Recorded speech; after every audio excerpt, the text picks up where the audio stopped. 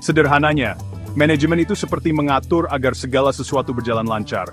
Kita tentukan tujuan, buat rencana, atur sumber daya, dan pimpin tim untuk mencapai tujuan tersebut. Manajemen itu penting banget, mau di bisnis, pemerintahan, atau bahkan kehidupan pribadi kita. Tapi, gimana kalau ada hal tak terduga? Gimana kalau kita menghadapi krisis? Krisis itu situasi yang mengancam organisasi atau individu.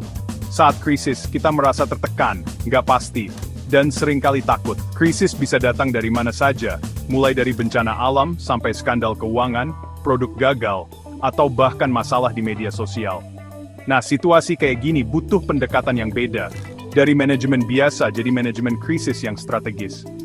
Manajemen krisis bukan berarti menghindari masalah, tapi mengelolanya dengan efektif.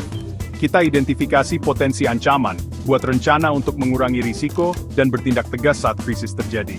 Intinya, kita lindungi reputasi, minimalkan kerugian, dan jadi lebih kuat setelah krisis berlalu. Bayangkan sebuah perusahaan harus menarik produknya karena masalah keamanan.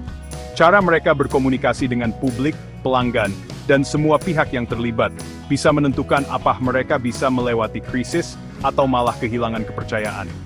Disinilah pentingnya komunikasi dalam manajemen krisis. Komunikasi yang efektif bukan cuma sekedar kasih informasi, tapi juga berdialog. Kita dengarkan kekhawatiran, tanggapi kecemasan, dan berikan informasi yang jelas, akurat, dan tepat waktu. Saat krisis, orang-orang butuh informasi, dan kalau kita diam saja, yang ada malah spekulasi, gosip, dan berita bohong. Jadi, kita harus transparan. Akui masalahnya, tanggung jawab kalau memang salah, dan jelaskan langkah-langkah yang diambil untuk mengatasi situasi. Transparansi ini membangun kredibilitas dan kepercayaan meskipun sedang ada masalah. Ingat, bukan cuma apa yang kita katakan, tapi juga bagaimana kita mengatakannya. Empati, kejujuran, dan niat tulus untuk menyelesaikan krisis itu kuncinya. Para ahli sudah mengembangkan berbagai teori untuk memahami dan mengelola krisis dengan efektif. Kita bahas 4 teori kunci ya. Pertama, teori siklus hidup isu. Teori ini bilang kalau isu berkembang melalui beberapa tahap, dari muncul sampai selesai. Kalau kita bisa identifikasi dan komunikasikan sejak dini, isu nggak akan jadi krisis besar. Kedua, teori komunikasi krisis situasional, atau SCCT. Teori ini menekankan pentingnya menyesuaikan strategi komunikasi dengan jenis krisis dan tingkat ancaman reputasi.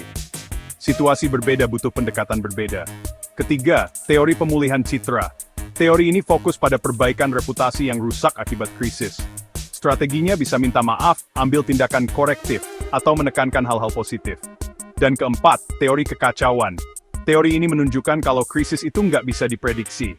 Kita harus bisa beradaptasi, fleksibel, dan bisa ambil keputusan meskipun informasinya belum lengkap.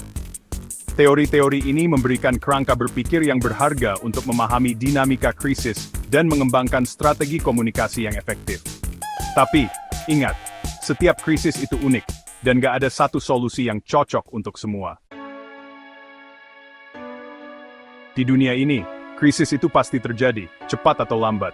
Mau itu bencana alam, darurat kesehatan, atau masalah sosial dan politik, kita harus siap. Buat rencana komunikasi krisis, identifikasi potensi ancaman, bentuk tim komunikasi krisis, dan tetapkan protokol komunikasi. Dengan persiapan yang matang, kita bisa merespon krisis dengan terkoordinasi dan efektif. Latih tim, lakukan simulasi, dan tinjau serta perbarui rencana secara berkala. Ingat, komunikasi yang efektif adalah kunci keberhasilan manajemen krisis. Bukan cuma kasih informasi, tapi juga berdialog dua arah yang dibangun atas dasar transparansi, empati, dan komitmen untuk menyelesaikan krisis.